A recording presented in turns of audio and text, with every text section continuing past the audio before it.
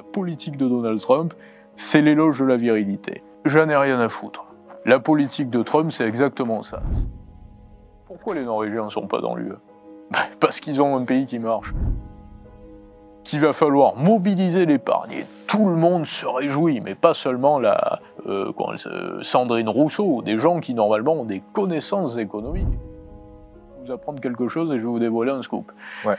Ce qui va se passer, c'est que personne ne va y aller vers le produit d'épargne. Et pourtant, il va être plein dans quelques semaines. Vous savez pourquoi ? Et vous allez ouvrir votre journal télévisé, on va vous dire « Le produit d'épargne pour la défense est un succès ». Pourquoi ? Même si elle dormait, elle dort pas dans votre lit, elle dort pas chez vous, elle est pas à vous. Donc vous n'avez pas le droit d'y toucher. Le principe de l'épargne, c'est qu'elle doit être productive.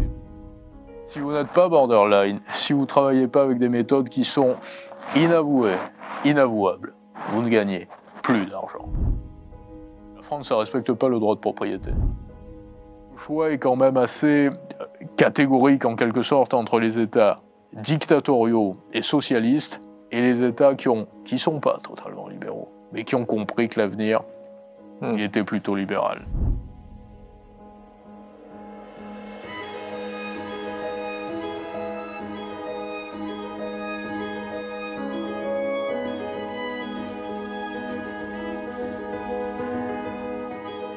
Tom Benoît, bonjour. Bonjour.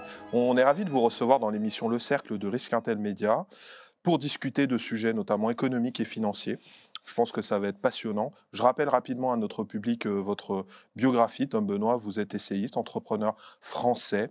Vous avez été l'auteur de plusieurs ouvrages, mais vous êtes également le directeur de la rédaction de Géostratégie Magazine, partenaire de TV5 Monde sur l'émission Face au territoire. Vous êtes un intervenant régulier des médias mainstream, mais aussi dits alternatifs. Sur les questions notamment d'économie, de finance, de géostratégie. Ça tombe bien, c'est des sujets qui nous intéressent. Et pour rentrer rapidement dans le vif du sujet, moi j'aimerais qu'on parle de ce nouveau plan de réarmer l'Europe. L'Europe, c'est la paix, mais c'est aussi le réarmement, apparemment. On parle de mobiliser environ 800 milliards d'euros sur 5 ans. Comment ? Qui va payer ? Qu'est-ce que c'est que ce nouveau plan ? Qu'est-ce que vous en pensez ? Bon, c'est une bonne question. Ce que j'en pense, à la rigueur, ça intervient dans un second temps. Ce qui est intéressant, c'est l'autre question. Qui va payer ? Qui va payer ? C'est le contribuable européen. Ça, c'est une certitude. Voilà. D'une façon directe, très directe ou détournée, c'est-à-dire, alors, contribuable européen, c'est quoi ? C'est un citoyen européen. Aujourd'hui, non. Citoyen européen, ça ne veut rien dire, ça n'existe pas. Vous avez des citoyens européens. Vous avez des Français, vous avez des Allemands, des Italiens. Et l'idée, c'est d'oublier tout ce qu'on avait décidé jusqu'à présent qui relevait un petit peu du bon sens. Vous savez, tout le XXe siècle, ça a été le siècle du progrès. On ne l'arrêtait pas, et on ne l'arrêtait pas pourquoi ? Parce que généralement, il améliorait la vie des êtres, donc la vie des citoyens, des femmes, des hommes qui vivaient sur des territoires. Et aujourd'hui, on se retrouve à devoir finalement balayer toutes les arcanes de ce progrès en disant on avait décidé que la mutualisation des dettes, il ne fallait pas la faire, on l'avait inscrit dans les traités. Comment est-ce qu'on va faire pour mutualiser les dettes ? Comment est-ce qu'on va faire pour s'endetter à échelle européenne ? Et là, vous avez plusieurs outils, donc SAFE, notamment le Security Action for Europe, qui est une mécanique donc assez innovante, en quelque sorte, qui va permettre à la Commission européenne directement, c'est-à-dire à l'UE, de s'endetter sur les marchés financiers, donc de lever de l'argent, de lever des capitaux, auprès d'investisseurs. Quand on dit investisseur ici... Ce qu'elle ne peut pas faire actuellement, a priori. Elle l'a fait déjà. Elle l'a fait, mais à titre exceptionnel pour le Covid. Mais ce qu'elle ne devrait pas pouvoir faire. Alors, ce que vous dites est intéressant également, parce qu'elle ne peut pas, pourquoi ? Elle ne peut pas justement parce qu'il n'y a pas de citoyens européens. La Commission européenne ne peut pas s'endetter parce qu'elle ne lève pas l'impôt, tout simplement. Si vous ne levez pas l'impôt, vous ne pouvez pas vous endetter. Qui est-ce que vous allez saisir en cas de problème ? Pourquoi la France peut encore s'endetter aujourd'hui ? C'est Thierry Breton qui l'a avoué c'était un plateau d'LCI il n'y a pas longtemps. Moi, j'en ai parlé régulièrement.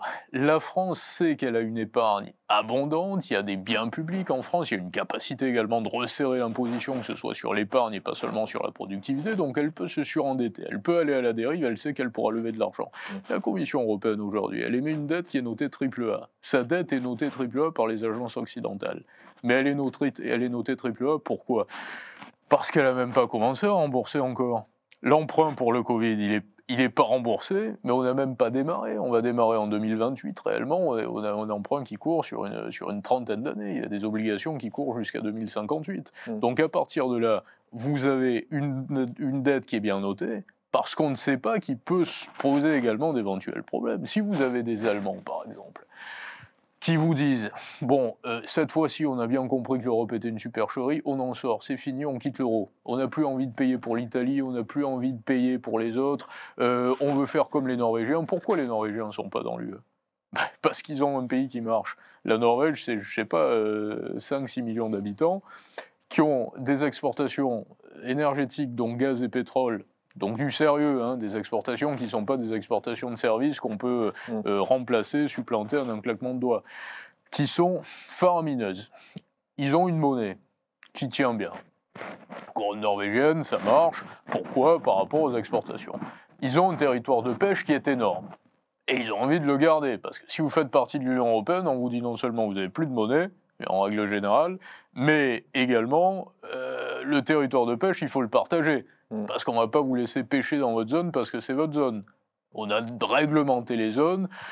Vous allez devoir permettre à d'autres États de venir pêcher dans votre zone et on va faire une sorte de grand pot commun, ce qui est la grande idée de l'Union européenne, ce mariage entre la dictature, je ne vais pas citer une dictature bien connue, et le socialisme de l'autre côté, malheureusement. Mais vous voyez à quoi je fais référence.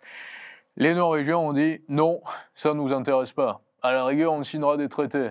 On fera comme la Grande-Bretagne quand elle est sortie, et qui n'avait jamais adopté l'euro. » Mettez une seconde dans votre esprit que les Allemands fassent pareil aujourd'hui, et qui vous disent « Allez, on arrête la plaisanterie, on sort. » À partir de là, la dette de l'Europe, ça devient quoi ? Si l'Allemagne sort. De facto, il n'y a plus d'Union européenne si l'Allemagne sort. Pas forcément. En tout cas, vous avez des dettes. Vous avez toujours... Mais justement, pour reprendre votre argument, au fond, je me pose la question, hein, question peut-être un peu machiavélique, mais si la Commission européenne se met à s'endetter de manière volumique, est-ce que ça ne devient pas encore plus difficile de remettre en cause le projet européen ? Alors ça, je le dis depuis le départ. Ça fait des années que je dis tout ce qu'on est en train de faire aujourd'hui au sein de l'Union européenne, c'est de dire l'Union européenne a tué les citoyens, les peuples, les entreprises et les nations, les identités, les langues également. Hein, parce qu'auparavant, on édictait nos langues en français, par exemple, si on était en France. Aujourd'hui, on les édicte en anglais, puis c'est la Commission européenne. Et vous avez nombre de rapports qui sont publiés directement en anglais. Ce qui est quand même assez fascinant. Hein. Les Anglais ne font pas partie, alors je suis d'accord, c'est la langue universelle, sur le principe je suis entièrement d'accord. Mais si vous êtes un grand pays, je ne sais pas combien de personnes parlent français dans le monde, je sais que la première ville francophone du monde, c'est Kinshasa d'ailleurs, en RDC, mais vous avez quand même des centaines de millions, peut-être... Je dis ça sans que je n'ai pas révisé avant, mais 300 millions de personnes qui doivent parler français dans le monde, et vous avez des lois en France qui ne sont plus édictées en français. Donc déjà, à partir de là, vous avez une problématique. Et ça fait des années, pour répondre à votre question, que je dis la Commission européenne est en train de s'apercevoir qu'elle perd le contrôle et qu'elle va le perdre. Mario Draghi l'avoue, le dernier rapport Draghi, c'est tout simplement ça, c'est l'aveu de l'échec de l'Union européenne. C'est de dire ce que je dis moi depuis des années également, le PIB par habitant a réduit, on perd de la richesse, on n'arrive plus à innover, les cerveaux s'en vont, contrairement à ce que nous dit Raphaël Glucksmann de temps à autre et dans une dernière interview que j'ai entendue. Oui, mais on va peut-être récupérer la statue de la liberté. Et on va récupérer la statue de la liberté, on va essayer en allant la récupérer et la dévisser de convaincre également les ingénieurs américains d'être payés 2500 € par mois quand ils vont venir en France. Et d'avoir une sécurité sociale peut-être en contrepartie qui est en train de se casser la gueule aussi. Bonjour les amis, avant de continuer cet entretien, ce petit message pour vous inviter à liker, commenter, vous abonner évidemment à notre chaîne en cliquant sur la petite cloche afin de nous envoyer de la force et de nous soutenir dans nos projets. Allez, merci beaucoup, c'est reparti pour cet entretien. Je souligne quand même, j'apporte à l'attention de notre auditoire qu'on a Yann Lequin, donc le chef brillant Yann Lequin, bon, qui travaille aux États-Unis du coup pour Meta, pionnier dans l'intelligence artificielle, qui s'est récemment exprimé publiquement pour inciter l'Europe à attirer les chercheurs américains qui seraient dégoûtés par la politique mise en place par Trump vis-à-vis de la recherche, etc. Je ne sais pas s'il y croit. Est-ce que vous y Mais croyez? Est-ce qu'on est capable de le faire ça? problème, c'est qu'il y a On digresse un peu, mais... Non, mais on peut digresser parce que c'est le sujet, c'est que Donald Trump est arrivé au pouvoir réellement depuis combien de temps? Un mois et demi, environ 2 mois, c'est voilà, Janvier, donc, ouais. fin janvier. CMA-CGM annonce 20 milliards d'investissements et 10 000 emplois créés sur les 4 prochaines années. Aux Rolls, États-Unis. aux États-unis. CMA-CGM, qui est une société française, qui est la société d'import-export, qui a le lead, on va dire, comme on dit aujourd'hui, sur le marché en France, et qui est dirigée par Rodolphe Saadé, et qui représente une croissance phénoménale sur ces dernières années. Cette société va s'installer aux États-Unis. Pourquoi ? Parce que Donald Trump brandit la menace des droits de douane. Et j'entends nombre d'économistes sur les plateaux qui paradent en se faisant plaisir en quelque sorte en disant, et certains qui sont de bon sens, parfois même certains qui sont des amis avec lesquels je déjeune ou je bois des cafés de temps à autre, et qui disent on ne comprend pas ce que fait Donald Trump, on ne comprend pas la politique de Donald Trump, on se demande si lui-même la comprend. Mais il la comprend très bien. Quand CMA-CGM ramène de l'argent, du cash, pour investir aux USA, pour faire travailler des Américains, quand Rolls dit « nous aussi on va s'installer aux États-Unis », La Guiole aussi, j'ai vu un reportage. exactement, et d'autres sociétés également qui n'ont pas encore montré, mais dans d'autres secteurs d'activité, on parlera des terres rares ensuite, qui n'ont pas encore montré cette volonté-là, mais qui y réfléchissent forcément. Les cosmétiques, par exemple. L'Europe est un très gros territoire d'exportation de cosmétiques. La Commission européenne dit on va rétorquer aux droits de douane de Trump, on va taxer, nous aussi, les cosmétiques qui viennent des États-Unis. Et à partir de là, imaginez-vous que Trump, qui est quand même assez joueur, assez provocateur, on ne peut pas lui reprocher ça quand même, je veux dire, il y a un côté... je donnais une interview il n'y a pas longtemps, on me dit la plus grande qualité d'Emmanuel Macron. Là, je n'ai pas donné la même réponse, mais on me dit Donald Trump, j'ai la virilité. Pourquoi ? Parce que la politique de Donald Trump, c'est l'éloge de la virilité. Vous avez l'air de douter ou... Non, je vous écoute. J'en ai rien à foutre. La politique de Trump, c'est exactement ça. J'ai une idée fixe, elle n'est pas forcément directement intelligible, mais c'est mon idée, je sais qu'elle va marcher, et généralement, c'est ce qui fonctionne dans le monde des affaires. Et ce qui a tué le monde des affaires, aujourd'hui, qu'est-ce que c'est ? C'est que vous avez des critères pour tout. Vous avez des critères... sans aller sur les ESG, par exemple, qui sont une supercherie monumentale, là aussi, et le bras armé du capitalisme d'entre-soi dirigé et de la socialo-mondialisation à laquelle on assiste aujourd'hui. Parenthèse, c'est vrai que je connais des gens qui travaillent dans la finance et qui me disent que, bon voilà, tout ce qui est ESG, ce sont des investissements pas forcément intéressants. Mais c'est surtout qu'ils n'ont pas de sens. Mais au-delà de ça, ils n'ont pas de sens. Vous avez un cahier des charges aujourd'hui. Les ESG, on en a parlé pour la première fois il y a 20 ans, à peu près en 2005. Et l'idée, c'était de dire, bon, il va falloir investir dans l'environnement. Au départ, on se dit, pourquoi pas investir dans l'environnement, c'est pas une mauvaise idée. Il va falloir noter les sociétés qui sont un petit peu plus favorables à l'égalité homme-femme et à la diversité. Pourquoi pas, là aussi, Je veux dire, moi, si on pouvait abolir le racisme ou la misogynie ou le machisme ou le sexisme, on est d'accord, sur le principe, je suis tout à fait d'accord. Et pour l'écologie, je suis favorable également. Par contre, la question, c'est est-ce que les sociétés qui sont pseudo-bien notées selon les critères ESG favorisent réellement l'environnement? On s'aperçoit que pas du tout. Par contre, elles favorisent tout un cadre réglementaire, un champ normatif qui va exclure une partie des sociétés, et généralement qui sont plutôt des sociétés qui produisent beaucoup, des sociétés qui partent de l'innovation et qui génèrent leurs chiffres sur l'innovation. Regardez les coûts d'adaptation pour les ESG. Pour une très très grosse société, et je ne suis pas marxiste, c'est 1% du chiffre d'affaires annuel. Pour les petites et moyennes sociétés, entreprises, les PME, c'est 5%. Ça veut dire que vous avez créé un champ normatif qui, sous le masque de la bienveillance, parce qu'il faut toujours qu'il y ait de la bienveillance, il faut toujours que le masque sourie et soit rouge, rouge McDonald's, vous dit on va aider l'environnement, on va aider la planète, mais en attendant on va mettre la tête sous l'eau des petites sociétés. En parlant de bienveillance, moi j'aimerais revenir au plan SAFE, parce que SAFE qui sauf pour les non-anglophones, donc la sécurité. On parle quand même d'armer l'Union européenne dans une potentielle confrontation avec la Russie, donc tout ça est très sécurisé. Dans ce plan SAFE, j'ai noté un élément, on a parlé rapidement des droits de douane et c'est quand même très lié, c'est qu'a priori, 65% des équipements militaires qui seront financés par ce plan devront être d'origine européenne.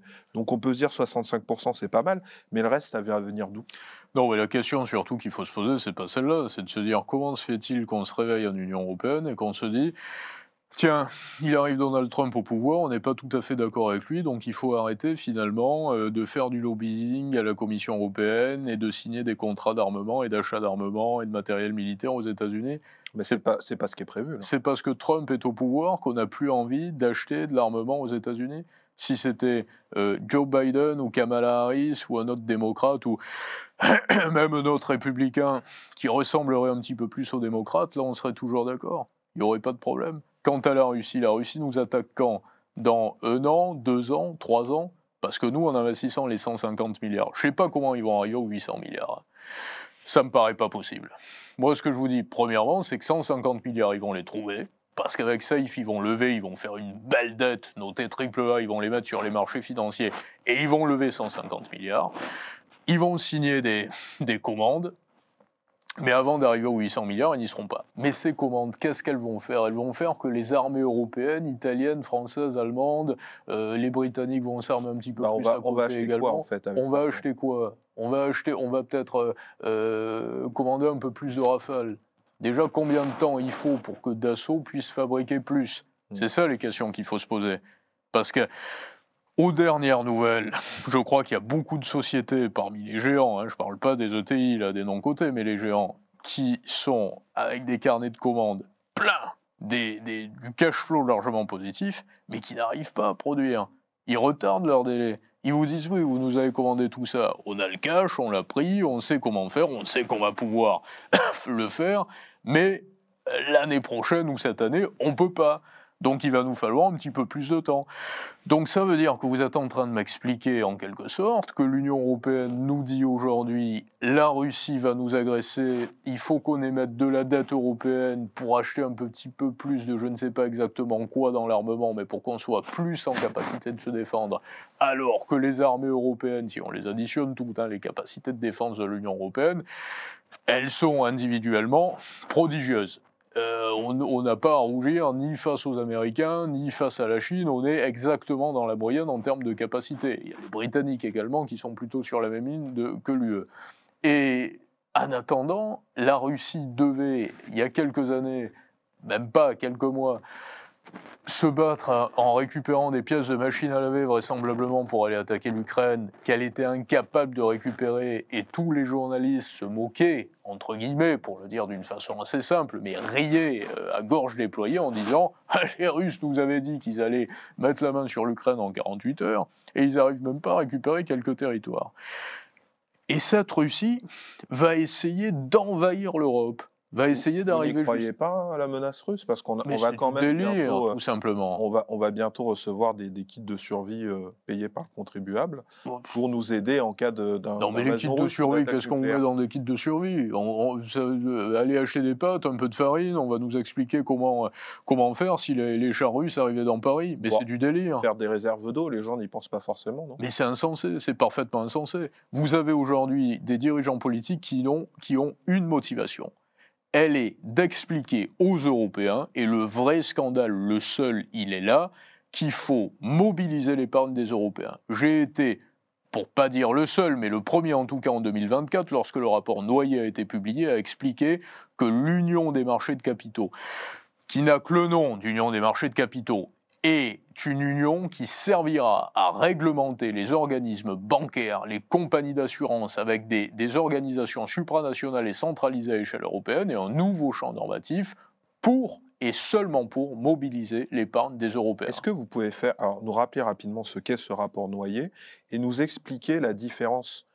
Parce que il y a beaucoup de confusion sur ces sujets techniques, économiques et financiers entre une union des marchés de capitaux et ce qu'on nous prépare, parce que de la manière dont c'est marketé, ce qu'on nous explique, on a l'impression qu'on va créer une bourse européenne, un peu comme sur le modèle, vous savez, des États-Unis, quoi. Est-ce que c'est ça? C'est pas du tout ça, non, mais c'est bien ça le problème, justement.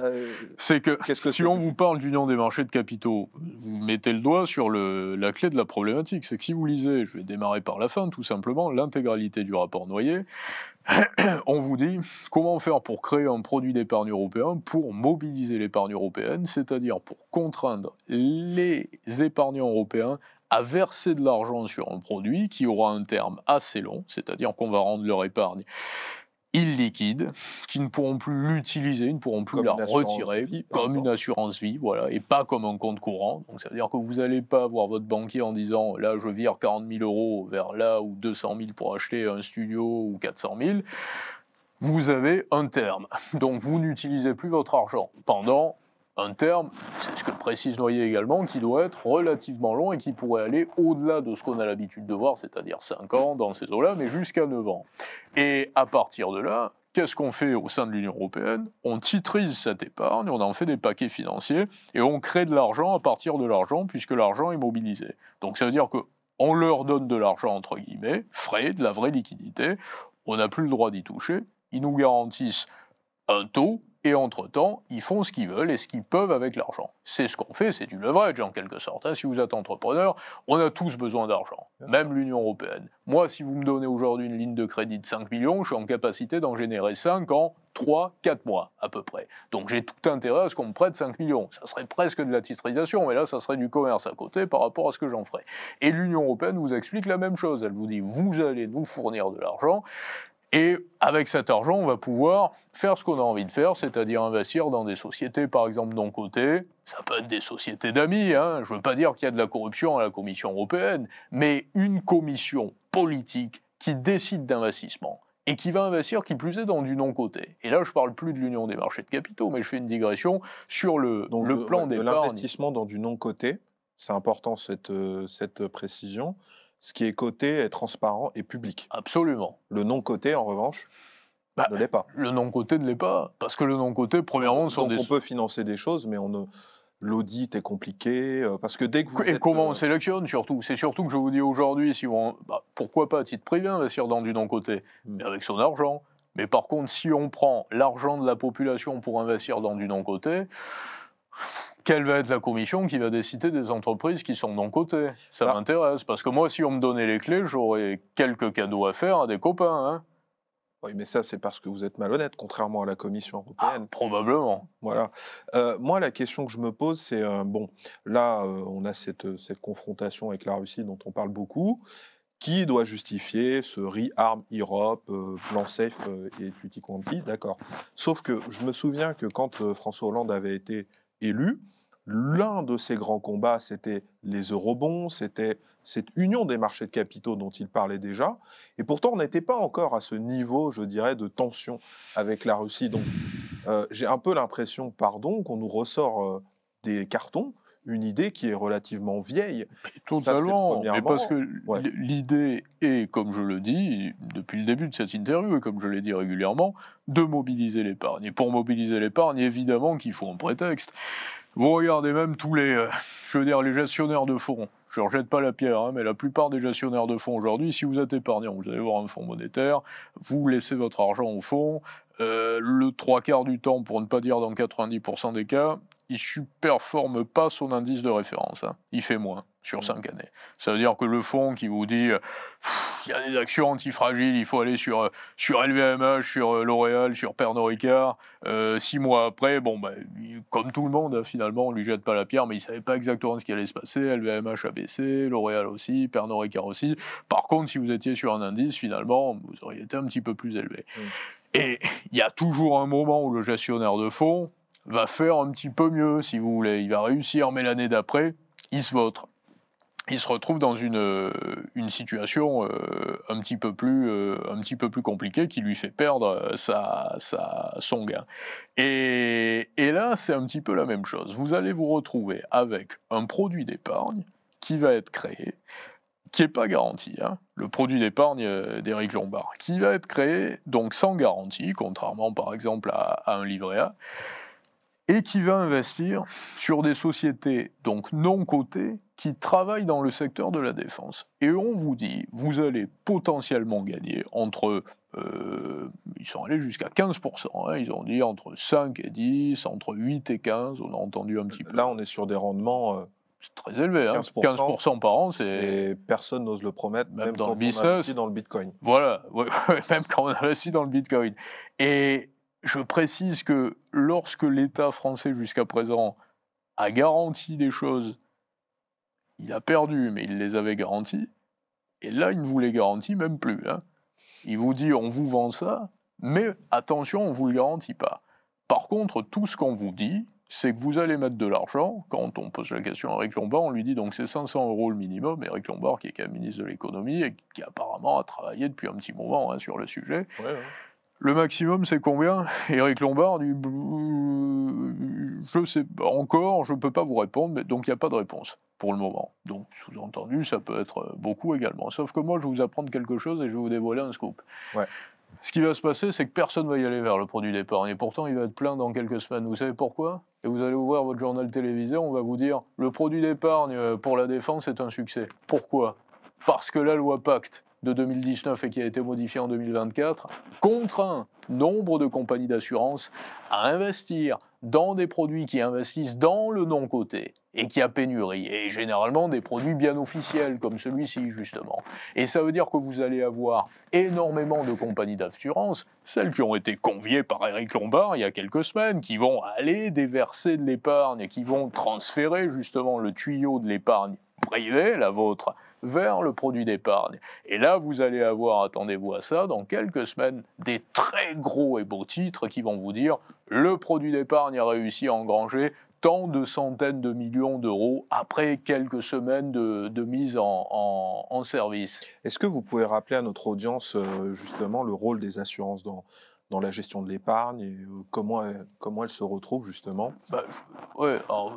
Ça vous paraît évident, mais il faut le rappeler quand même. Oui, bien sûr, parce que le rôle des assurances, depuis une trentaine d'années, une quarantaine d'années, la mission principale des assurances est de faire fonctionner le système obligataire finalement, hein, d'investir indirectement dans de la dette, sans vous le dire, et d'acheter des titres obligataires avec votre épargne. Si vous êtes épargnant aujourd'hui, vous avez plusieurs solutions qui s'offrent à vous. Vous allez aller sur les marchés actions, par exemple.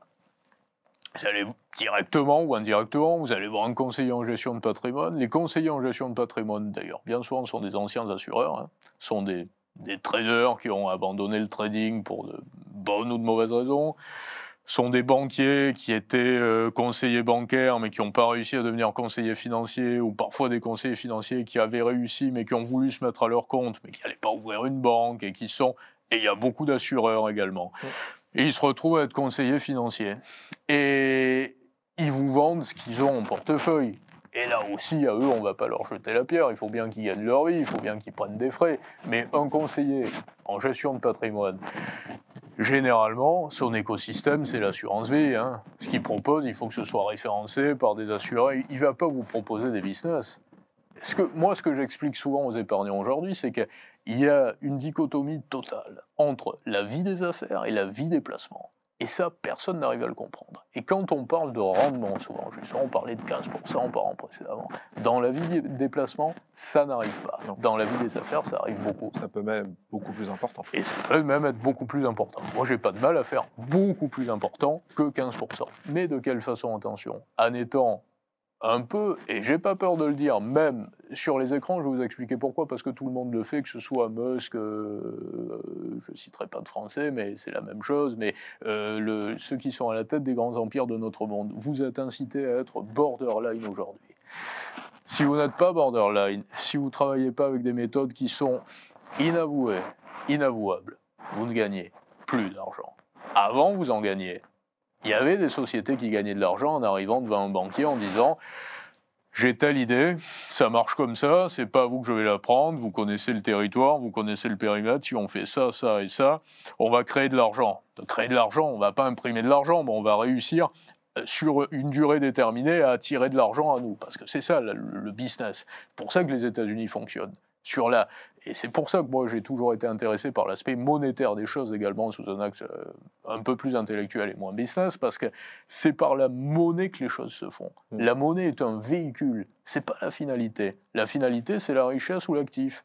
Mais la monnaie est le véhicule qui va vous permettre d'accéder à ça. C'est un voile. C'est le vent, on va dire. C'est ce qui vous permet justement d'amener un petit peu votre véhicule dans la direction que vous souhaitez. Ouais, je dis voile, mais on pourra en discuter parenthèse, parce que quand on évoque par exemple la fortune de personnes comme Elon Musk, Bernard Arnault, etc., on parle de chiffres.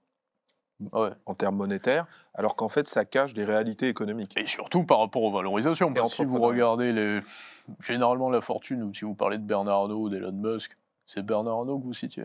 Par exemple. Ou Musk, ils ont des fortunes qui reposent principalement sur leur part dans des sociétés cotées, généralement.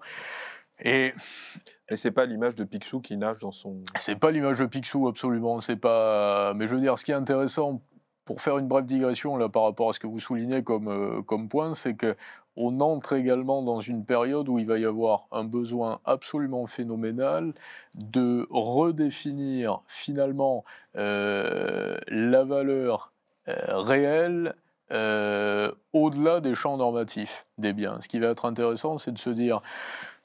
Il y a le cours officiel, il y a ce qu'on me dit que ça vaut. Autrement dit, généralement, c'est ce qu'on appelle la valorisation, finalement. Qu'est-ce que c'est qu'une valorisation ? Une valorisation, c'est un prix qui n'a pas de sens. C'est tout. Et après, vous avez la valeur des choses. Parce que si on parle du vrai prix, on parle de la valeur. Quand on parle du prix qui est insensé, on parle de valorisation. Je caricature, j'en conviens. C'est peut-être la valorisation, quelque part, c'est une anticipation sur la valeur. Je vais vous dire, oui, mais c'est une anticipation qui est faussée. On va prendre, vous parliez de Musk. Il y a 2 jours, j'ai appris que X, donc qui n'est pas coté, contrairement à ce que nous avait dit LCI, j'avais vu un reportage sur LCI dans lequel nous disait l'action boursière de X a lourdement chuté. Bon, elle n'est pas cotée. Mais elle a une valorisation. Elon Musk a fait une levée de fonds, a procédé à une levée de fonds. Il a remis au pot également dans X. Et là, X... qui était tombé à 10 milliards de valorisation, 10-11 milliards, est revenu à peu près aux 45 milliards, qui étaient les 45 initiaux, le prix d'achat de Musk. Il y a plusieurs raisons, évidemment, de la part de Musk de vouloir que X soit bien valorisé. La première, c'est de dire, regardez, je ne fais pas d'erreur, ma société est bien valorisée, je ne suis pas en train de m'effondrer, mon empire, que ce soit Tesla ou le reste, c'est pas en train de s'effondrer. Ce sont essentiellement des très proches, pour ne pas dire des relations, de business de Musk, qui ont remis de l'argent au pot de X.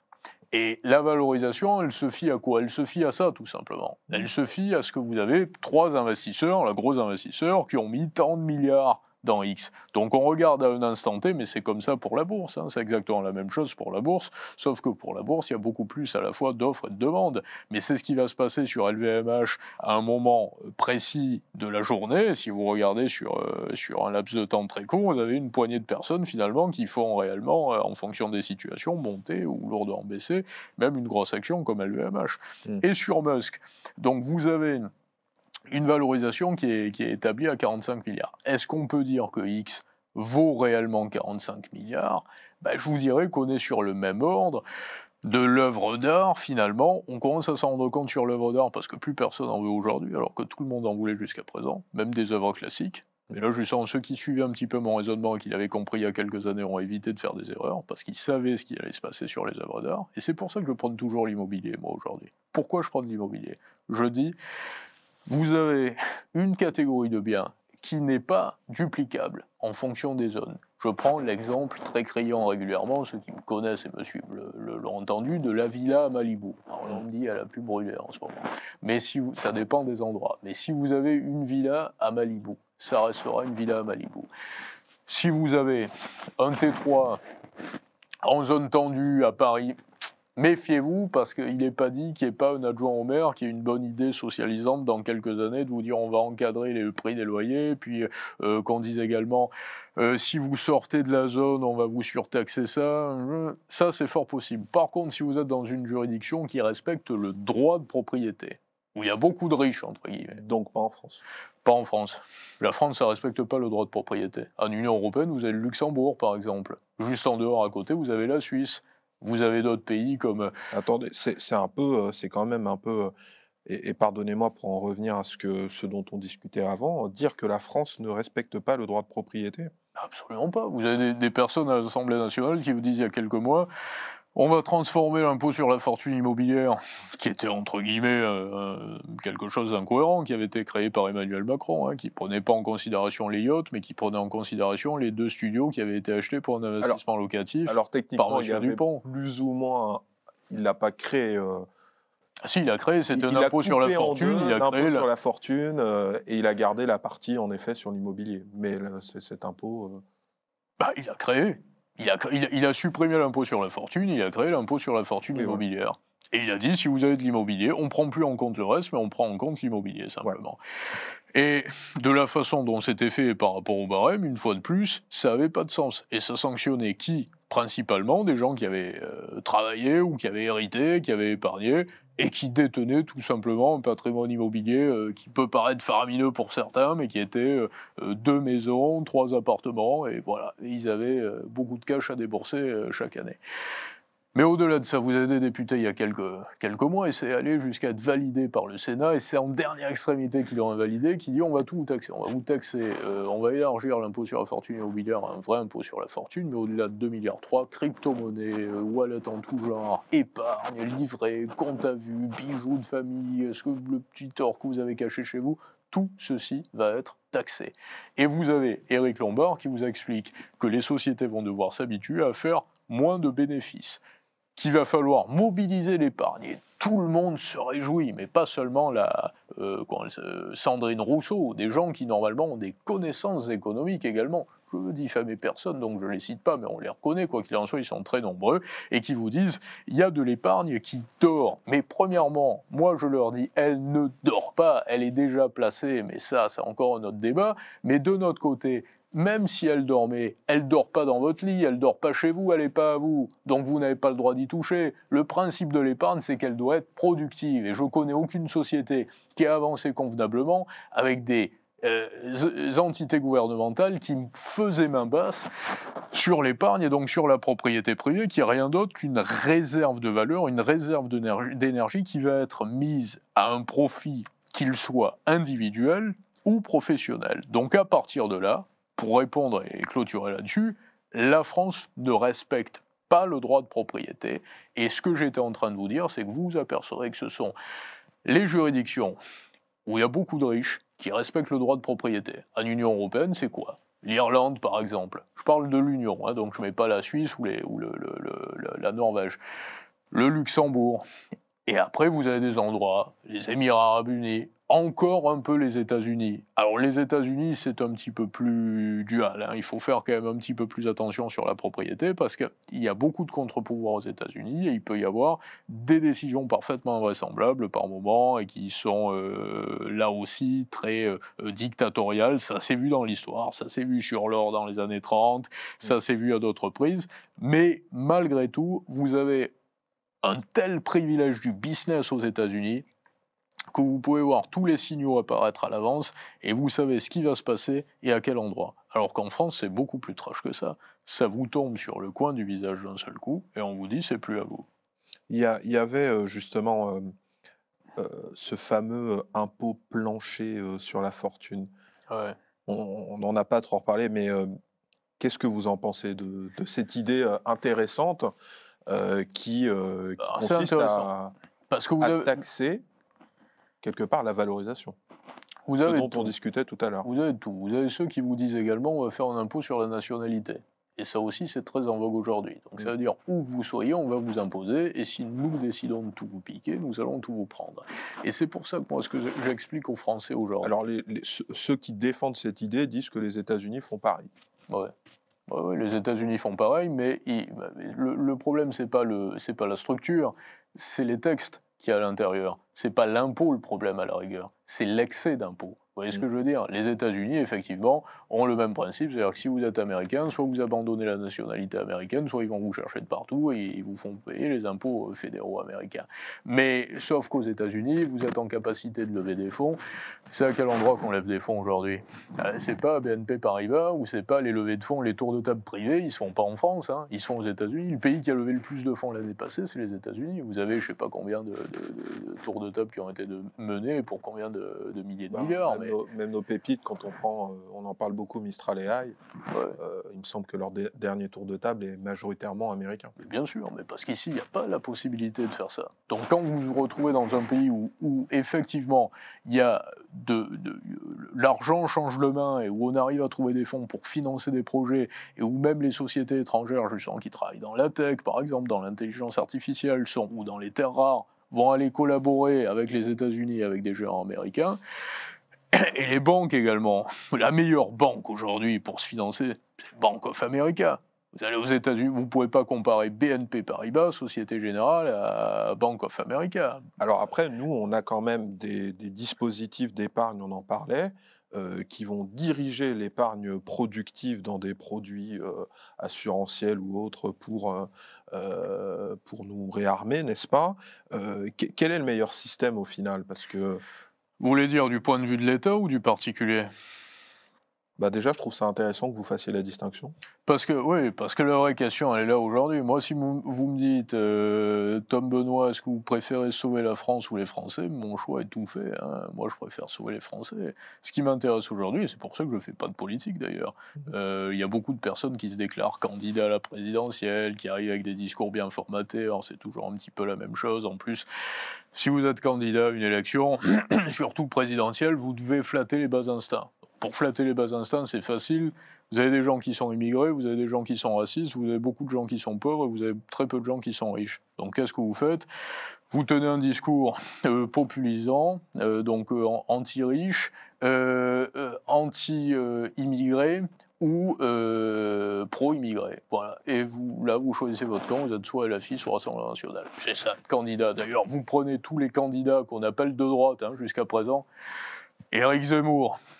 Alors, Jordan Bardella, c'est encore un autre problème, mais je veux dire, que ce soit Jordan Bardella ou Éric Zemmour, ils ne vous parlent que de l'immigration. Je ne dis pas que l'immigration n'est pas un problème, c'est un problème terrible en France. Et évidemment qu'il faudrait fermer les frontières et qu'on ait la main sur notre souveraineté également, sur les flux migratoires.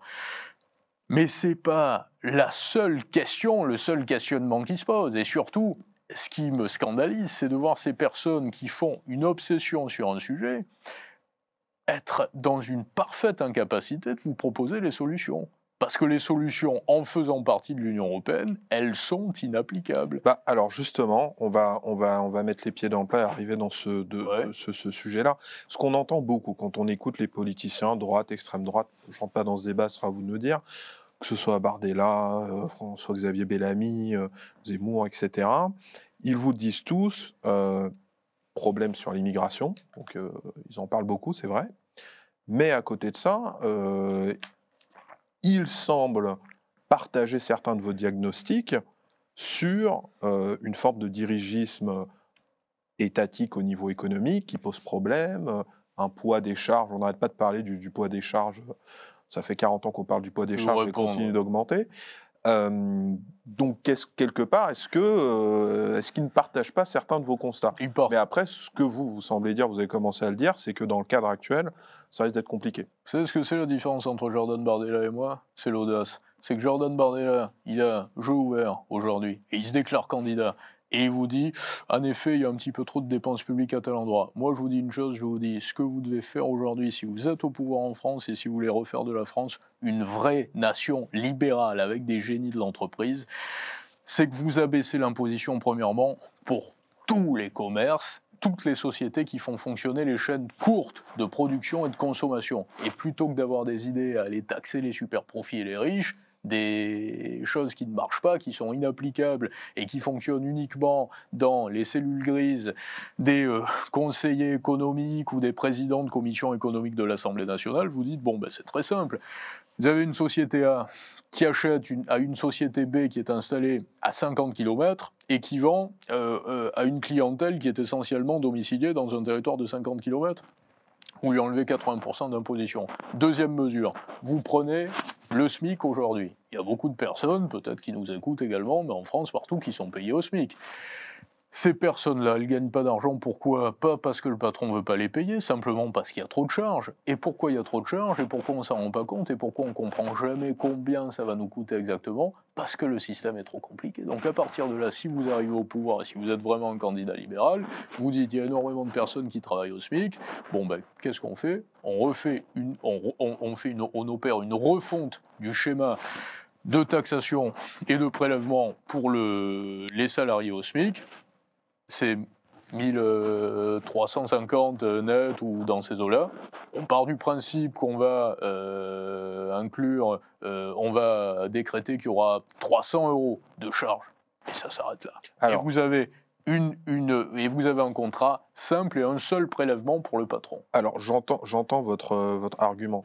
Mais sur le SMIC, ce que d'autres vous répondront, c'est qu'il y a déjà eu des réductions Fillon, qui ont largement abaissé les cotisations sociales. On les supprime tous les 2 ans, vous avez le CICE, vous avez la loi Fillon, et on tourne en rond, et on les a pas D'accord, mais là j'entends, mais c'est un argument que j'entends beaucoup de la part des libéraux, des gens de droite, etc. Donc, abaissons les charges. Mais moi, ce que j'aimerais savoir, et vous n'êtes pas en campagne, donc dites-le nous honnêtement, est-ce qu'on peut honnêtement faire un programme libéral, abaisser les charges, les impôts, etc., en maintenant notre modèle social et notamment notre niveau de retraite ? Alors, les retraites, ce n'est pas le problème principal, sincèrement. Je vais vous expliquer pourquoi. Parce que les retraites, ça coûte cher, mais c'est de l'argent qui reste dans l'économie et qui sert à faire fonctionner l'économie. Notre modèle social, évidemment qu'il faut le modifier. Mais il faut le modifier comment ? Vous avez un exemple aux États-Unis qui est très simple. Hein. Vous avez un Trump qui arrive au pouvoir avec Musk, qui vous dit finalement, on s'est rendu compte qu'il y avait des dérives et qu'il y avait des personnes qui avaient 8 ans et qui bénéficiaient d'une ligne de crédit de 100 000 €. Donc réellement qui n'en bénéficiaient pas, mais il y avait une telle organisation de la corruption qu'on sortait de l'argent et qu'on tirait de l'argent public à tort et à travers, et ils sont en train de mettre fin à tout ça, ils sont en train de démanteler tout ce système pour dire on fait une refonte, et à partir de là, c'est par l'économie réelle qu'on va relancer le pays. Et ce que vous devez faire en France, c'est exactement la même chose. Combien est-ce que vous avez de soutien public aujourd'hui, pas seulement dans le secteur des médias, mais également des entreprises ? Je prenais un petit déjeuner il n'y a pas longtemps avec un banquier central et plusieurs entrepreneurs, que je ne citerai pas pour ne pas les mettre dans l'embarras. Et le banquier central leur dit « Mais vous, les entrepreneurs, êtes drogués à la dépense publique. Sans dépense publique, et ces mecs-là qui étaient autour de moi, la cinquantaine, costume cravate. Pas tous les entrepreneurs. Voilà, mais c'est pour ça. Mais ça avait l'air d'être de vrais entrepreneurs. Donc, en sortant, je leur pose des questions. Je leur dis, mais qu'est-ce que tu fais ? Donc, explique-moi un peu. Et effectivement, les mecs m'expliquent qu'ils ont une société de conseil, qu'ils ont conseillé tel organisme public et qu'ils avaient mis une équipe. Alors, il y en a un qui travaille un peu dans l'architecture. Il avait réétudié des plans pour vérifier justement quels étaient les meilleurs agencements, et si le mieux c'était dans les logements sociaux de faire plutôt des grands T2 ou des petits T3. Sincèrement, une fois qu'on aura mis ces personnes-là au chômage, entre guillemets, une fois qu'on leur a plus donné d'argent, on ne se portera pas plus mal, hein, peut-être, d'un point de vue public. Ce que vous pointez du doigt notamment, c'est que ce banquier central avait quelque part raison. Ah ouais, sur le constat, il avait raison. Sur le constat. Mais comment est-ce qu'on en sort ? Parce que qu'est-ce qu'on fait ? Il faut simplement avoir les rênes. Mais si vous voulez faire une campagne présidentielle aujourd'hui, vous la faites comment ? Moi, si on me donne 100 millions d'euros aujourd'hui et qu'on me dit, allez, vas-y, sauve le pays, j'irai peut-être. Par contre, si j'arrive, je ne vais pas prendre une expression grivoise, mais simplement avec ma volonté, entre guillemets, en disant, on peut sauver le pays, mais par contre, on sera... Pourquoi François Fillon a eu des petits problèmes de costume, hein ? Parce que l'idée de Fillon était justement de sauver les entrepreneurs. L'idée de François Fillon était de mettre fin au capitalisme petit bourgeois, pas bourgeois. Le capitalisme peut être bourgeois, Et le problème, c'est que la bourgeoisie aujourd'hui, ça n'est plus de la bourgeoisie. Il y a un côté nouveau riche qui est absolument désagréable dans les milieux parisiens, qui me dégoûte, je le dis très clairement, et c'est pour ça que je ne participe pas aux mondanités, et que je n'ai jamais voulu ni de contrat public, ni d'emploi public également. Et c'est pour ça que je n'ai pas fait de carrière politique, parce que si vous faites une carrière politique, vous démarrez comme conseiller, vous avez besoin, et c'est pas mon truc. Pourquoi ? Parce que j'ai voulu garder une parole libre, j'ai voulu gagner de l'argent et être libre et être en capacité de dire ce que je pensais dans mes activités de médias, parce que c'est la seule façon que je considère noble pour faire des médias, et de notre côté, d'avoir ma vie et de l'avoir en totale liberté, et de ne pas être dépendant justement d'une amitié avec un politique ou un autre politique pour avoir telle ou telle subvention. Mais aujourd'hui, ce que je veux vous dire, c'est que si vous avez quelqu'un qui serait le Trump, c'est ce qu'on dit régulièrement, on dit où est le Trump français ? Donnez-lui quelques dizaines de millions d'euros pour peu qu'il ait un peu d'audace, mais j'en vois pas beaucoup, il va peut-être faire une campagne, il va peut-être résister contre vent et marée, parce qu'aujourd'hui, ce qui est complexe aussi, quand même, c'est qu'on s'aperçoit que vous avez un tel maillage de... comment dire ça d'une façon un peu élégante, d'incapacité, d'inaptitude, de faiblesse, que vous avez des personnes qui sont absolument pas ragoûtantes. Sur le plan de l'idéologie, on n'a pas envie de les suivre. On voit bien que leur projet n'est pas séduisant, mais ils sont tellement nombreux qu'ils parviennent finalement à faire leur petit bout de chemin. Et que ces personnes vont parfois entraver les projets de très très gros milliardaires. C'est la première fois dans l'histoire. Vous n'avez jamais vu ça. Vous avez des milliardaires qui vont derrière un projet parce que ça les arrange un peu, parce qu'ils savent qu'ils vont faire fonctionner encore un petit peu la machine et qu'ils vont avoir des avantages. Mais le projet est tellement pas terrible qu'ils ne mettent pas d'argent. Hein. Il faut que ce soit de l'argent public. On n'est plus du temps des Rockefeller. Vous parlez de qui là, par exemple ? Je ne vais pas donner de nom, mais ceux qui détiennent la presse. Ceux qui détiennent la presse aujourd'hui en France, ils mettent un peu d'argent. J'y discutais il n'y a pas longtemps, mais quand ils mettent au pot... ça les ennuie, ils n'ont pas envie, même 10 millions, et même s'ils ont des milliards. Qu'est-ce que vous voulez dire ? C'est-à-dire qu'ils sont plus parce que le projet ne les intéresse pas. Le projet, plus enthousiastes à mettre de l'argent comme M. Saadé aux États-Unis. Pierre-Édouard Saadé, c'est l'exemple criant. Il prend BFM TV aujourd'hui. Pourquoi Rodolphe Saadé achète BFM TV ? Pour avoir un levier de médias, ce qui est tout à fait légitime. J'en ferais autant si j'étais à son niveau de fortune. J'y suis pas. Donc, mais si j'avais eu les moyens de le faire, je l'aurais fait peut-être. Mais il l'inscrit dans une rédaction qui se situe dans une forme si peu ragoûtante, pour reprendre l'expression précédemment utilisée, une rédaction moyenne, que personne n'y va, et que vous avez beau payer tel ou tel présentateur 200 000, 300 000 pour 6 mois de saison, on n'a pas envie de les écouter. C'est pas intéressant. On sait où ça va, on sait ce qu'on est en train de nous expliquer, et on n'a pas envie d'écouter ça. Donc BFM, ça n'a pas d'impact. Si BFM vous invite ou BFM Business. Et j'ai pas de problème à aller sur des médias avec lesquels je suis pas d'accord. Vous savez, je vais régulièrement sur CNews, je suis pas d'accord avec tout ce que dit tel ou tel animateur de CNews. Sur TV5 Monde, c'est la même chose. Sur Sud Radio, c'est pareil. Sur France Info, j'ai absolument aucun problème. Mais par contre, il m'est arrivé bien des fois de refuser des plateaux beaucoup plus, entre guillemets, prestigieux, parce que je n'y voyais pas d'intérêt. Et BFM inclus. Mais sur des sujets où ça ne sert à rien de parler. Si c'est pour aller parler du petit Émile, c'est dramatique, hein, mais je veux dire, mais du fait divers du jour, et faire de la télévision poubelle, ça ne m'intéresse pas. C'est pas mon truc à moi. Mais moi, ce que je trouve intéressant, parce que, en fait, quand je vous ai découvert et quand je vous écoute, il s'avère que je connais pas mal d'entrepreneurs et j'en fais moi-même partie. Ce que vous dites, ce sont des choses que la plupart des entrepreneurs, ceux qui ne sont pas biberonnés évidemment au financement public, savent.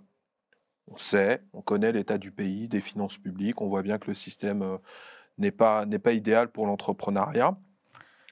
Et pourtant, des gens entreprennent. Et pourtant, vous entreprenez, par exemple. Vous êtes entrepreneur. Et donc, du coup, je sais que là, on a brossé un tableau. Vous avez brossé un tableau un peu apocalyptique de la situation. Mais entreprendre, c'est aussi être optimiste. Donc, est-ce qu'il faut entreprendre en France malgré tout ? Et si vous deviez donner des conseils à des Français qui ont de l'énergie et des idées, Vous leur dites quoi? Fuyez, entreprenez. Oui, aujourd'hui, je leur dis fuyez. Non, mais je vais être très sincère avec vous. Ah oui, mais vous êtes encore là, donc... Je suis encore là, oui, pour le moment, j'ai envie de vous répondre, mais je fais beaucoup d'affaires à l'étranger, avec l'étranger, et malheureusement, et je regrette d'ailleurs que la France ne permette pas d'entreprendre pleinement sur le territoire, et pleinement avec des Français. C'est pas, je suis encore là, mais je le suis pas la semaine prochaine, et je l'étais pas la semaine passée, si je puis dire. Donc l'essentiel de mes activités aujourd'hui se fait en dehors du pays. Pourquoi? Parce que le pays, justement, permet soit d'avoir de l'entreprise biberonnée à la dépense publique, soit du salariat. Mais vous n'allez pas aujourd'hui créer une société en France pour qu'est-ce que vous allez faire? Du trading comme je fais en France, vous allez faire du consulting mais sans contrat public, du commerce, vous allez vendre à des détaillants, vous allez monter un réseau de quincaillerie, vous allez faire des agences immobilières. Il y a des entrepreneurs qui réussissent, mais c'est vrai qu'à Énergie Non, mais il y a Légale, des entrepreneurs qui réussissent en France, heureusement, bien sûr, il y a toujours des écosystèmes qui fonctionnent, mais aujourd'hui, très sincèrement, si vous comparez l'an 2000, qui n'est pas très vieux aujourd'hui, et le nombre de sociétés qui fonctionnent en proportion, qui n'ont quasiment aucun lien avec l'étranger, qui ne facturent pas des sociétés étrangères, ou qui ne sont pas quand même allés... Sincèrement, il n'y en a pas beaucoup, hein, et vous voyez beaucoup de personnes en France aussi qui ont quand même des sociétés aussi à l'étranger, et qui disent, oui, on a une structure en France, mais on ne vit pas uniquement sur celle-là, on en a aussi une à Dubaï, on en a aussi une à tel endroit. C'est quand même comme ça que ça fonctionne. Hein. Entre le panorama audible, réel, officiel et le panorama réel, il y a une différence absolument phénoménale. Aujourd'hui, c'est pour ça que je dis, le conseil qu'on peut donner aux jeunes, en quelque sorte, ou entrepreneurs, ou ceux qui ne l'ont pas encore fait, c'est de se dire directement, qu'est-ce qui va se passer à horizon de 5 ans, et qu'est-ce que va m'apporter la juridiction dans laquelle je suis. Le plus gros handicap, qu'on soit entrepreneur ou simple épargnant, citoyen durant les 5 à 10 années qui va apparaître en France, ça va être sa citoyenneté. Ça va être d'être français, seulement français. Pourquoi? Handicap.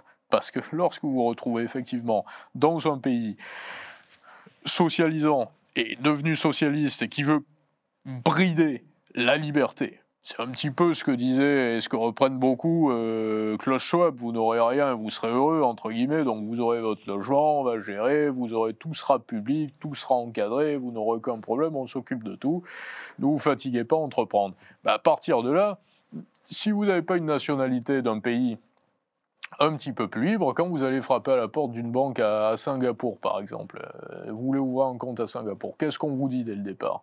On vous dit, qu'est-ce que vous venez faire ici? Vous êtes français, vous n'avez pas de société encore à Singapour, vous n'avez pas de titre de séjour pour le moment, vous êtes français que français, expliquez-nous pourquoi vous voulez venir. Parce que moi, sincèrement, je veux dire, aujourd'hui, je ne parle pas de ma situation perso, mais je veux dire, pour beaucoup de gens qui se disent, et parfois beaucoup qui m'appellent, et qui, par rapport à ce que j'ai dit, justement, ils disent, mais sur l'épargne, mais où mettre son argent réellement? Comment faire? Parce que c'est vrai qu'on a la tentation, quand même, de se dire, il vaut mieux ouvrir un compte à l'étranger, il vaut mieux ouvrir aussi une société à l'étranger, un compte à l'étranger. Alors les gens franchissent le cap, et ils ont raison, même s'ils sont petits épargnants, directement avec Revolut. Hein. Ils ouvrent une société à l'étranger, ils ouvrent un compte Revolut. Revolut, c'est en Lituanie. C'est déjà un petit peu plus maniable, on va dire, que les autres banques, parce que même si vous n'avez pas de capital, vous ouvrez sur Revolut sans problème, et pour autant, vous pouvez faire passer des flux qui sont assez importants, sans problème non plus, avec des changes assez avantageux proportionnellement. Mais si vous franchissez un cap supplémentaire, si vous arrivez dans les juridictions que je citais précédemment et que vous n'avez pas prévu finalement d'avoir une autre nationalité, quand même d'être résident fiscal de notre pays déjà un petit peu plus orienté business qui va vous permettre, vous allez rapidement vous trouver face à un mur. Mais alors, j'entends tout ce que vous dites, c'est très intéressant, mais vous n'avez pas voulu parler de vous, mais j'ai quand même, dans certaines de vos interventions, vous indiquez que vous ne venez pas d'une grande famille. Pas du tout, non. Ou que sais-je. Nulle part, comme on dit. Voilà. Sauf que là, ce que vous êtes en train de lister comme barrières, ce sont des barrières que la plupart des Français ne sont pas capables de passer. Donc comment vous avez fait? Justement, je veux dire, j'en suis la preuve, entre guillemets, c'est pour ça que je me permets de le dire, parce qu'il y a peu de personnes, finalement, qui sont un petit peu dans ma situation. Bon, on m'a pas donné de carnet d'adresse. Quand vous démarrez dans la vie, vous avez deux hypothèses. Hein. Effectivement, soit vous êtes fils de quelqu'un ou fille de quelqu'un, et à partir de là, vous démarrez sans parler de l'argent, mais avec le fait qu'on dit, bon, on va pouvoir appeler telle personne, on a tous connu quelqu'un qui a fait un stage dans l'agence de son père ou d'un ami de son père quand on était au collège, et les autres allaient chercher finalement ailleurs. Et c'est normal, hein, moi j'ai rien de mal contre, c'est tout à fait normal, ça fait partie d'un schéma familial qui est naturel aussi. C'est minoritaire statistiquement. Mais, voilà, minoritaire. Mais quand vous partez de rien, mais que vous êtes ambitieux, comme je l'étais et comme je le suis toujours, je crois, mais je veux dire comme je l'ai été encore plus, d'une façon, j'en dormais pas quand j'étais très jeune. J'ai passé des nuits blanches enragé avec la peur au ventre réellement, le sentiment de se coucher fatigué et de se lever avec la boule au ventre en se disant « je sais pas par où attraper réellement », je l'ai connu et je le connais toujours dans d'autres situations mais avec beaucoup plus de confort à côté. Mais j'ai connu cette obligation réellement de se surpasser, de déchirer tous les codes, de violer tout ce qui pouvait passer au sens imagé, bien sûr, sur mon passage pour pouvoir avancer. Et quand vous démarrez avec ça, généralement, vous vous intéressez aux grandes tendances et aux grands schémas. Ça veut dire que vous n'allez pas dans le détail, vous ne faites pas dans la dentelle, vous voulez réellement comprendre. Et quand vous comprenez, vous agissez. C'est le principe même de l'intelligence artificielle, on en parle beaucoup aujourd'hui. C'est quoi l'intelligence artificielle? C'est de l'analyse de données paramétrique. On comprend tout à une vitesse si prodigieuse qu'on sait ce qui va se passer, on sait ce qui peut se passer, on sait ce qu'on peut faire, on sait ce qu'on peut être en capacité de faire. Et moi, c'est justement en ayant compris, en ayant pris tous les grands paramètres que j'ai pas perdu de temps et que dans chaque situation, je me suis dit, ça, on me dit que ça fonctionne encore, c'est fini, c'est là que ça peut se passer. Et aujourd'hui, les Français qui sont épargnants entrepreneurs, c'est exactement avec le même schéma qu'ils doivent raisonner. Quand je vous dis que la nationalité peut devenir un handicap, c'est pour des raisons fondées. Ça veut dire que si vous prenez à un instant T, vous êtes Français, vous vous dites « la situation est compliquée, comment est-ce qu'on peut avoir une autre nationalité ? Quels sont les schémas ? Comment est-ce que l'administration fiscale peut me ponctionner même si j'ai un compte à l'étranger ? Quels pays sont coopératifs ? Quels pays ne le sont pas ? Quels pays communiquent un peu, parce que c'est comme ça que ça marche, les données bancaires, beaucoup ou passionnément. Et là, vous avez les pays qui communiquent à 100%, d'autres beaucoup moins, et certains pas du tout. Et en fonction de votre situation, parce que ça part de là, on ne parle pas généralement des personnes qui sont sorties de nulle part et qui comprennent absolument rien. Donc j'imagine que l'audience de cette émission, ça va être plutôt des personnes qui entreprennent ou vous dites, moi j'ai déjà une société à tel endroit, effectivement, si j'étais de telle nationalité, à l'avenir, par rapport à ce que je veux faire, j'aurais peut-être plus de facilité à obtenir une ligne de crédit dans telle banque à tel endroit. Donc je vais commencer à y réfléchir et c'est une idée qui fait son chemin. Non, c'est intéressant. On rappellera Carlos Ghosn, un parcours méritocratique à la française, avec, je ne sais plus, 3 ou 4 nationalités, n'est-ce pas? Et Thierry Breton, il est sénégalais. C'est vrai. Il n'est pas l'autre. C'est vrai qu'il est sénégalais. Peut-être qu'il est albinos. Moi, je ne connais pas son patrimoine génétique. Donc je ne m'exprimerai pas. On arrive bientôt à la fin de cet entretien et je vais embrayer sur ma question de conclusion qui pourrait nous faire un second entretien. L'euro numérique. Là, effectivement, c'est un grand sujet. Alors, l'euro numérique, il y a une chose à comprendre sur l'euro numérique que j'explique depuis 2 à 3 années lorsque je me suis intéressé au sujet, quand il est apparu, c'est que c'est une nouvelle structure monétaire. C'est ce dont il faut se souvenir. Si vous devez comprendre une chose sur l'euro numérique, c'est celle-là. C'est que vous avez une banque centrale qui émet de la monnaie, qui a cours légal, c'est la BCE ici. Et là, pour la première fois, cette banque centrale va émettre une seconde structure monétaire qui va être de l'euro. Alors, il y a ceux qui vous disent, généralement, ceux qui sont pro-européens, ils vous disent non, c'est de l'euro, hein, c'est pas de l'euro. Moi, je vous dis, il va y avoir une parité, probablement, un euro numérique vaudra 1 euro, mais ce ne sera pas de l'euro, ça va être notre euro. La preuve, la BCE vous dit, on va réfléchir à un système qui permettra parfois de faire basculer directement l'euro numérique vers les comptes à euro traditionnels. Donc si on intègre, c'est bien la preuve que l'euro est une autre structure monétaire.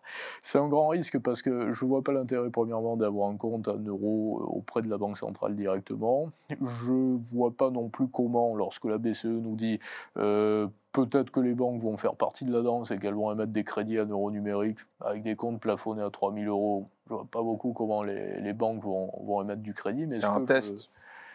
Ce que je vois en tout cas, c'est que vous avez une division de l'outil monétaire qui ne devrait absolument pas être divisée aujourd'hui entre le business et le social. Pourquoi ? Parce qu'il y a tant de dépenses sociales qu'il va bien falloir les financer sans trop abîmer la monnaie, ce qu'on a commencé à faire, mais les banques centrales s'aperçoivent bien que ce n'est pas durable.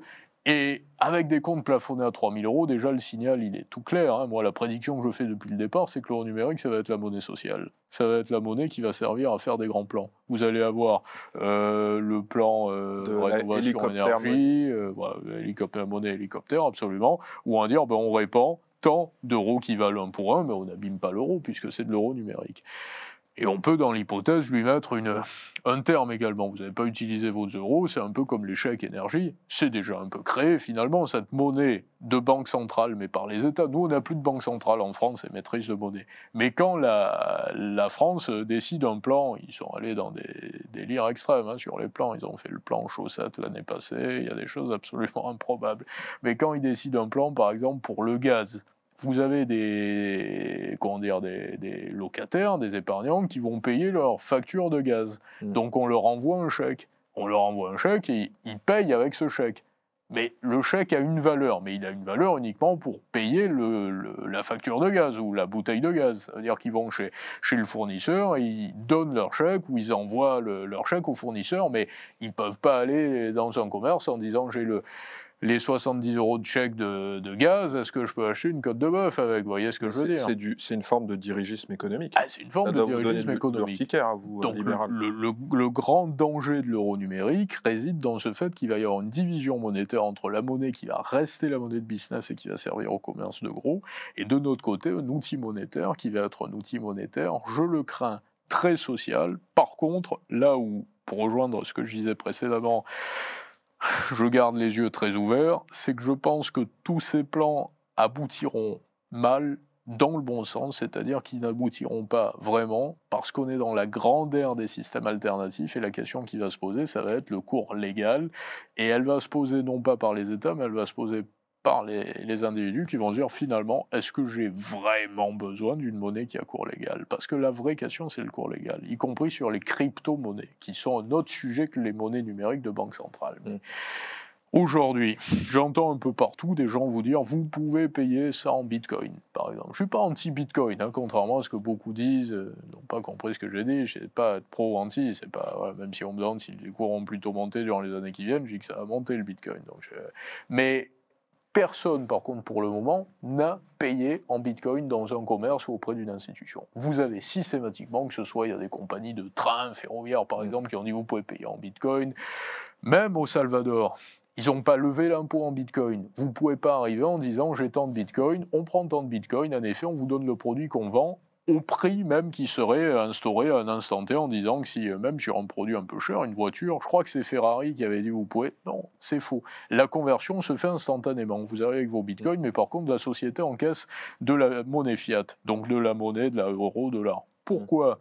Parce que pour pouvoir payer des impôts, et si vous avez une entreprise, sinon c'est du travail au noir, illégal, il faut bien que vous encaissez de la monnaie fiat. Vous ne pouvez pas encaisser du bitcoin. Ça, c'est du troc, mais c'est pas légal, vous ne pouvez pas le faire de cette façon-là. Donc la vraie question qui va se poser, ça va être, est-ce que finalement, c'est les citoyens qui vont gagner, les indépendants, les individus, et qui vont se dire, mais on n'a pas vraiment envie de payer trop d'impôts, on sait qu'on peut le faire différemment et qu'il y a tout un système aujourd'hui, crypto-système qui permet de fonctionner, on va en user. Ou est-ce que ça va être les États qui vont réussir vraiment à prendre le contrôle également là-dessus et à empêcher une forme de liberté, parce que ça va se passer sur les tokens, sur les stablecoins, même à Dubaï, combien de personnes aujourd'hui et combien de sociétés émergent sur la tokenisation d'actifs immobiliers. Vous échappez à l'impôt. Et vous échappez à l'impôt à échelle internationale. Là-bas, ils n'ont pas de problème par rapport à l'impôt. Ils n'en ont pas, ni sur les plus-values immobilières, ni même sur le revenu, quasiment pas. Mais par contre, à échelle internationale, c'est ça qui va se poser comme question. Comment réussir pour les États à mettre la main sur l'imposition ? Et là, vous avez, juste pour terminer, ceux qui sont dans le monde d'après, qui ont compris que quoi qu'il en soit, il allait falloir qu'il y ait beaucoup moins d'impôts, parce que sinon vous allez être dans le clan des losers, en tant qu'État, c'est Donald Trump, c'est ceux qui disent on supprime déjà l'impôt pour les plus pauvres, moins de 150 000 $, vous n'aurez plus d'impôts aux États-Unis, c'est les annonces de Trump. Pour les autres, on va les diminuer fortement. Dubaï, tout ça, vous n'avez pas d'impôts. Et puis après, vous avez l'Union européenne qui dit il faut ponctionner jusqu'à l'os réellement, et avec ça, on va décider. Voilà. Donc je crois que le choix est quand même assez... catégorique en quelque sorte entre les États dictatoriaux et socialistes et les États qui sont pas totalement libéraux, mais qui ont compris que l'avenir il était plutôt libéral. Bon, remarquable conclusion. Merci beaucoup, Tom Benoît. On était ravis de vous accueillir. Merci de m'avoir invité. Merci pour votre franc-parler. On sera d'accord, on ne sera pas d'accord. Je vous laisse le mettre en commentaire. Je vous laisse liker la vidéo. Je vous laisse la repartager, nous dire ce que vous en avez pensé. Ça nous donne de la force. C'est bon pour le référencement. On est sur l'émission Le Cercle de Risque Intel Média. Merci d'avoir écouté jusqu'au bout et à très bientôt avec de nouveaux intervenants de qualité.